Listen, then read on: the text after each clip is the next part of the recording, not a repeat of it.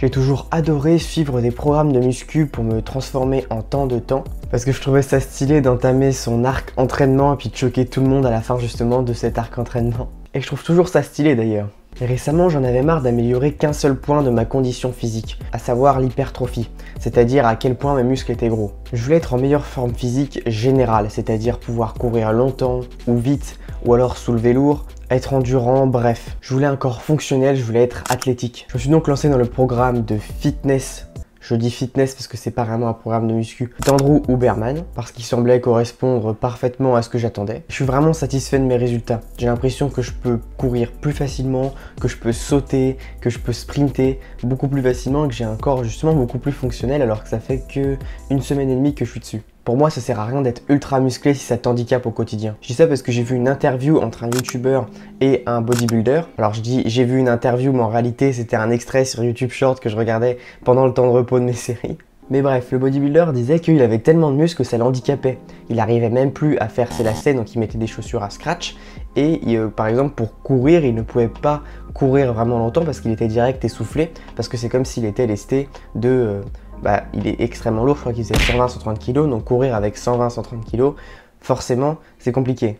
Et là, je me suis dit, mais ça sert à quoi de mettre autant d'efforts dans un sport pour finir avec la même condition physique qu'un mec obèse qui n'a jamais fait de sport? Bon, bien sûr, je respecte ses choix. Il a voulu devenir bodybuilder, il s'est donné énormément les moyens de le faire, il a mis énormément d'efforts et c'est beaucoup plus respectable forcément que quelqu'un qui est obèse, mais quand tu y réfléchis, finalement, il a quasiment la même condition qu'un mec obèse. Le seul flex, c'est qu'il a des muscles et du coup, c'est un peu plus esthétique, mais même pas en fait parce que la plupart des gens ne trouvent pas ça beau quand il y a trop de muscles. Donc oui, je respecte ses choix, mais c'est juste pas ce que je veux pour ma vie. Et c'est probablement pas ce que tu veux toi si tu regardes cette vidéo, mais bon, après je peux quand même me tromper. C'est pour ça que dans cette vidéo, je vais te présenter justement mon nouveau programme qui est en fait le programme d'Andrew Huberman adapté à moi pour avoir une meilleure condition physique générale. Justement, pour commencer la vidéo, laisse-moi me présenter. Moi c'est Malo, t'es sur la chaîne MaloDK et j'ai le regret d'annoncer que je pense que je ne ferai pas de vidéo d'échecs finalement et que je vais rester sur développement personnel et muscu. Donc n'hésite pas à t'abonner si t'es intéressé dans le dev perso et la muscu. Alors première partie, voyons la routine hebdomadaire. Alors la routine d'Andrew Huberman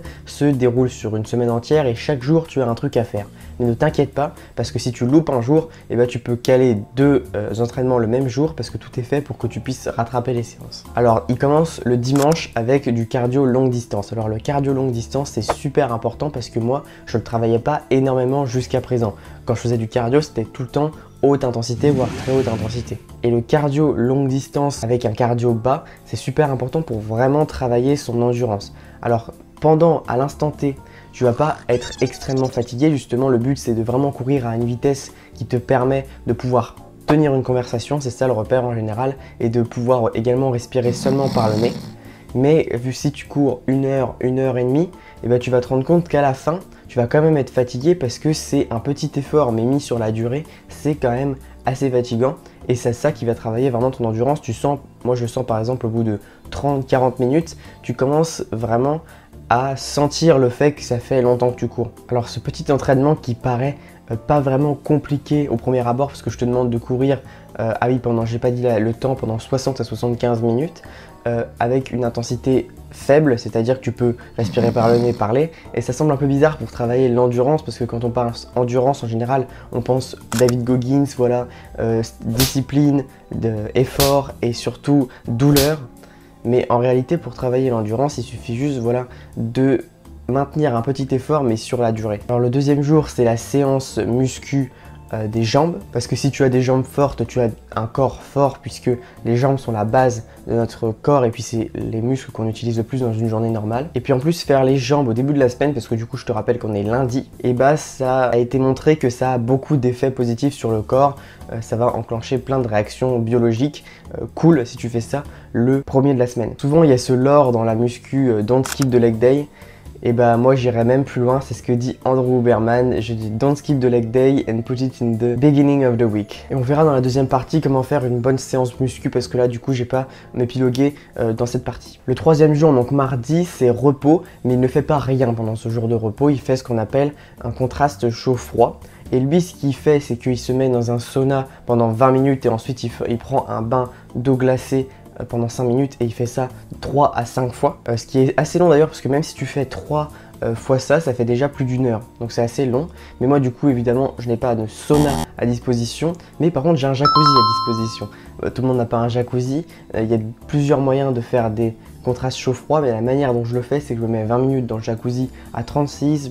Peut-être je devrais peut-être le mettre plus à 37-38. Et ensuite je vais directement prendre une douche froide également. 20 minutes jacuzzi, 5 minutes douche froide. Bon, je pense que tout le monde a plus ou moins une douche froide. Après, comment faire l'exposition au chaud? Alors c'est compliqué parce que tu peux pas vraiment prendre une douche chaude pendant 20 minutes, 3 fois 20 minutes, soit 1 heure, parce que tu vas user beaucoup trop d'eau chaude, ça va coûter beaucoup trop cher. Et ce que tu peux faire, et ce qui est un peu bizarre je trouve, mais que Andrew Huberman a parlé justement dans son podcast, c'est de faire un effort très habillé, alors qu'il fait chaud, ou s'il fait froid, vraiment très habillé. Et de cette manière, tu vas transpirer beaucoup plus et tu vas être en hyperthermie, je sais pas si ça se dit, mais en gros, tu vas être trop chaud. Et donc oui, pourquoi faire ça? Parce que ça a été des études ont montré que ça améliore la récupération, donc dans un jour de repos, c'est plutôt une aubaine. Et puis il explique aussi que pendant ces jours de repos, il fait des marches, même si moi, les marches, maintenant, je vais les faire tous les jours dans une nouvelle routine que j'ai instaurée. Et j'ai instauré de faire une marche tous les jours pour digérer. Mais bref, ça sera peut-être le sujet de notre vidéo. Ensuite, le 4e jour, c'est une séance muscu, torse plus cou. Alors je sais qu'il y a beaucoup de gens qui vont bondir parce que ce n'est pas un programme de muscu split avec chaque groupe musculaire une fois par semaine, tout ça. Mais en réalité, je trouve ça plutôt logique parce que finalement, si tu réfléchis, on a vraiment 3 groupes musculaires, groupements de muscles à travailler. On a les jambes, le torse et les bras. Finalement, c'est un peu le torse. Tous les muscles sont un petit peu reliés entre eux. Et puis en plus, quand tu travailles le torse, ça permet de travailler indirectement les bras et puis on va retravailler les bras directement plus tard dans la semaine. Et le cou aussi, c'est important de le travailler pour la sécurité notamment. Il le fait surtout pour la sécurité parce qu'il a dit qu'à plusieurs reprises, il a déjà eu un petit accident de voiture ou une chute d'un immeuble, enfin je sais plus trop ce qu'il a raconté, mais en gros ce qu'il faut retenir c'est que le fait qu'il ait travaillé sa nuque lui a permis, à la place d'avoir une nuque cassée, il a seulement eu une entorse au cou, je sais plus ce qu'il a eu, mais un truc beaucoup moins grave, au lieu que le cou soit cassé et qu'il soit mort. Ça lui a sauvé la vie d'avoir travaillé sa nuque plusieurs fois. Je trouve ça assez fou quand même qu'un seul exercice de muscu puisse te sauver la vie. Donc ouais, très important. Et pour travailler la nuque, ce que je fais c'est que je prends un disque de fonte pas trop lourd. Je prends de 2 kg, avant je faisais un peu plus lourd, mais maintenant je me concentre sur plus léger, mais avec une meilleure forme, avec un meilleur mouvement. Puis je fais un peu dans tous les sens, hein. Je le fais vers l'avant, sur le côté, vers l'arrière, dans tous les sens. Le but c'est vraiment de sentir la nuque, quoi. Le 5e jour, ça va être le cardio à haute intensité, mais pas trop. Je m'explique, en fait ce sera un cardio pendant 35-40 minutes, et pense aussi à bien t'échauffer pendant 5-10 minutes juste avant. Et du coup tu vas essayer de courir à 75 à 80% de ta vitesse maximale pendant 35 minutes et le but c'est de taper dans l'anaérobie, si tu connais les zones un peu cardio. C'est-à-dire c'est une zone assez élevée mais c'est pas non plus la VO2 max, c'est pas non plus le plus haut possible qui peut monter mais c'est très haut. Alors personnellement moi, là j'ai fait qu'une séance de ça, de cardio à haute intensité mais pas trop. Et je n'ai pas réussi à faire vraiment tout ce qu'il fallait faire parce que j'avais des points de côté vu que je me suis aperçu que je savais pas vraiment bien respirer. Donc quand je faisais ce genre d'effort là, j'avais un point de côté vu que j'avais du mal à respirer correctement. Techniquement, concrètement, j'étais pas vraiment fatigué généralement, mais j'arrivais pas à respirer. Enfin, j'y arrivais, tu vois, mais je respirais d'une manière qui me donnait des points de côté, donc c'est-à-dire que je respirais pas assez efficacement, et je me suis rendu compte que j'avais pas aussi bien respiré que ce que je pensais. Ensuite, le 6e jour, ça suit un petit peu la logique, c'est le cardio haute intensité, mais vraiment haute intensité, donc c'est-à-dire que là, ça va être des sprints. Il fait des sprints de 8 à 12 sprints de 30 secondes avec 10 secondes de pause. Alors tu peux faire des sprints, moi je fais des sprints, mais tu peux également faire tout autre sport, toute autre machine de cardio qui te permettent de monter très haut en cardio et de faire quelque chose de très violent. Le but là vraiment c'est de taper justement dans le cardio maximal pour pouvoir améliorer ta capacité à monter très haut dans les cardio, ce qui peut être très utile dans la vie de tous les jours. Par exemple, quand j'étais en retard pour aller prendre ton bus, souvent j'ai été en retard pour aller prendre mon bus et j'aurais aimé être sur cet entraînement plus tôt parce que je pense que j'aurais beaucoup moins galéré pour sprinter pour aller au bus. Là tu peux remarquer qu'on a travaillé tous les aspects de cardio. On a travaillé le cardio basse intensité, moyenne intensité et haute intensité. C'est ça que j'aime bien dans ce programme là, c'est que tu es vraiment complet. Et enfin le 7e jour, ce sont les bras avec encore une fois le cou, parce qu'on travaille 2 fois le cou par semaine parce que comme ça c'est plus efficace.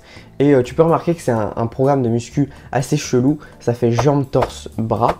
Mais en réalité, voilà, comme je t'ai dit, je trouve ça plutôt logique. Cette routine là qui est assez impressionnante et assez précise, tu peux l'adapter totalement à tous tes besoins, à tout ce que tu veux. Tu peux changer des séances, en supprimer, vraiment tu es libre. Moi j'ai décidé de le suivre parfaitement à la lettre parce que j'ai du temps vu que je suis en vacances, mais je vais voir après comment je l'adapterai quand ce sera la rentrée, ma rentrée en prépa. Un aspect important de la forme physique, on va pas se mentir, c'est quand même de construire du muscle. Et je sais qu'en plus c'est quelque chose qui intéresse le plus d'entre vous. Donc on va se demander dans une deuxième partie comment faire une bonne séance de muscu selon Andrew Huberman. Donc quels sont les fondamentaux d'une séance de muscu? Alors depuis que j'applique ces règles, j'apprécie beaucoup plus mes séances de muscu, c'est vraiment trop bien.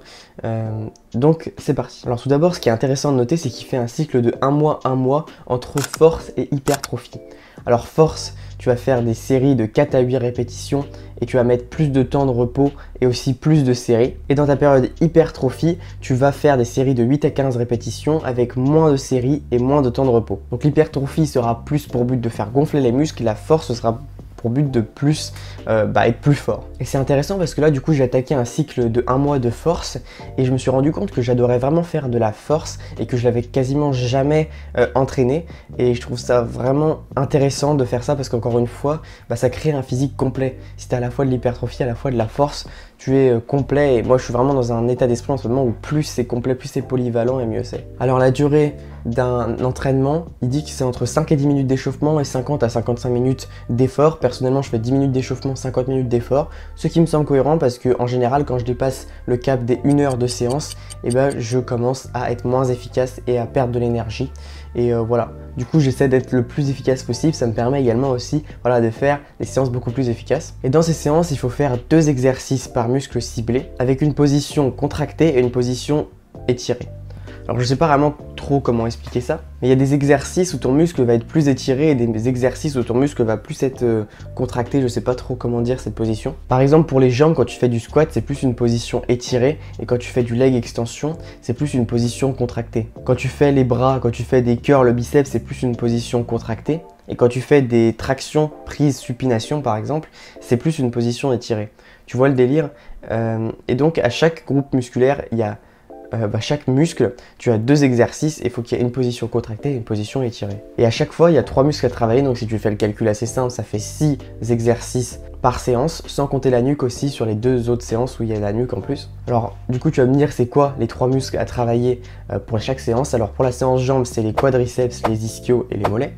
Ensuite pour la séance torse, du coup c'est pec, dos, épaules. Et pour la séance bras, c'est biceps, triceps, mollets. Ah oui, parce que la séance bras, j'ai oublié de préciser qu'il calait les mollets aussi dedans. Bon bref, c'est pas grave. Alors on a vu beaucoup de théories, beaucoup de routines à faire, mais voyons voir comment se simplifier la vie, parce que finalement, le but d'une routine, c'est pas non plus d'être une machine à gaz extrêmement compliquée pour toi, c'est qu'elle doit être un outil qui te permet d'améliorer ta condition physique. Donc pour moi, pour se simplifier la vie, tu as juste à faire 50% de muscu et 50% de cardio, parce qu'au final, c'est là-dessus que le programme d'Andrew Huberman se base, et c'est comme ça que tu te bâtiras une bonne condition physique, parce qu'au final si tu arrives à avoir une bonne quantité de muscles et un cardio potable, tu auras quand même une meilleure condition physique que 90% des gens. Et en bonus aussi, je rajouterai des étirements. Alors les étirements, j'ai commencé il y a littéralement un jour, hier soir j'ai commencé à faire des étirements.